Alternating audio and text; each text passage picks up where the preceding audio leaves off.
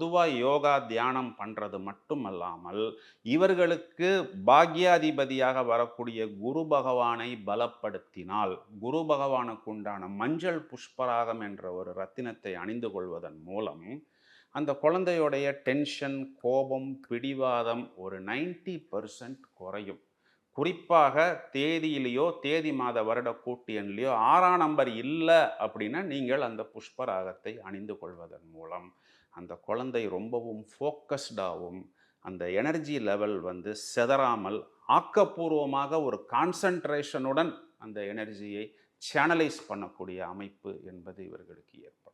இதையும் தவிர மேஷ ராசிக்காரர்கள் ராசிக்கு 5ஆம் இடம், 9ஆம் இடம் இவை இரண்டுமே நெருப்பு ராசியாக வருகிறது.